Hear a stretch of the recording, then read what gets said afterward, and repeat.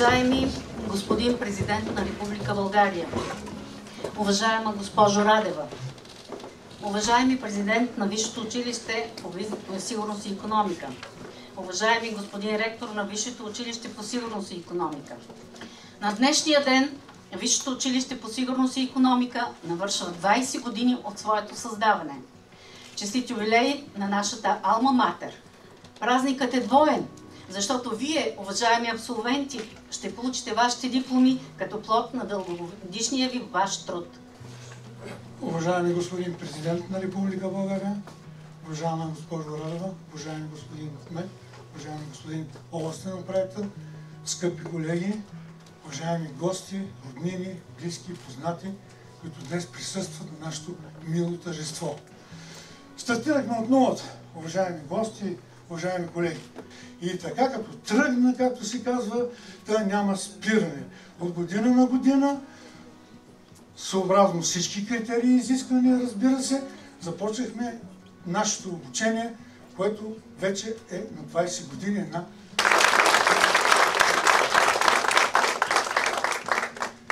асистител.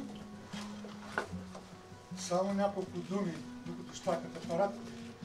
Това е бившият ректор на нашето училище. С него работим повече от 20 години.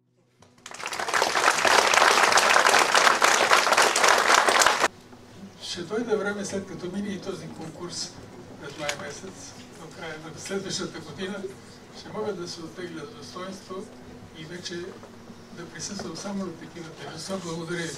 Благодаря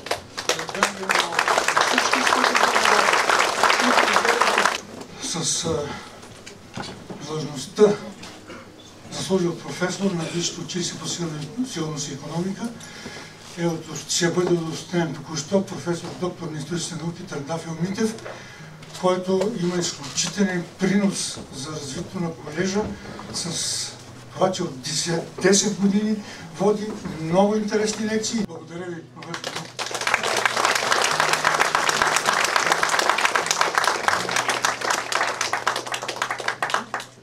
Аз разбрах, че това висше училище в скоро време трябва да стане Български национален университет. Пожелавам го и благодаря най-сърдечно за признанието на академичния колектив. Каквото мога, докато мога, ваше е. Благодаря ви. Уважаеми абсолвенти, уважаеми гости, дами и господа, позволете ми да дам думата на президента на Република България за приветствие по повод тържественото юбилейно събрание на Висшето училище по сигурност и икономика. Скъпи абсолвенти, преподаватели и студенти, дами и господа, за мен е привилегия да бъда част от тази тържествена церемония и да имам възможността да ви приветствам и с поредният випуск, и с вашия празник. Истинско удоволствие е да бъда в висше учебно заведение с кратка, но изключително динамична и съдържателна история, с активна научна и приложна дейност, с високи амбиции и най-важното – талантливи преподаватели и студенти. Макар и създаден едва преди 20 години, вашият колеж успя да се утвърди като важен образователен център, важно образователно средище с значение не само за региона на Пловдив, но и за страната и с високо международно признание. Нека с повече образовани млади хора, възпитани в дух на родолюбие, ние в бъдеще да имаме все повече политици, които да гледат на България и на нашето общество, така както залага себе си изтребителят. Пожелавам ви здраве, енергия и много успехи в вашата високоотговорна мисия. На добър час!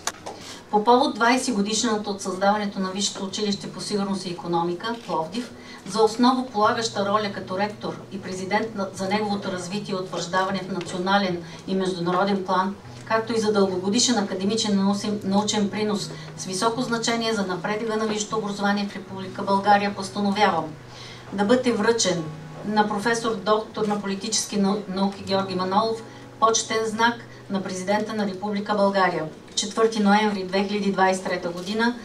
Румен Радев, президент на Република България.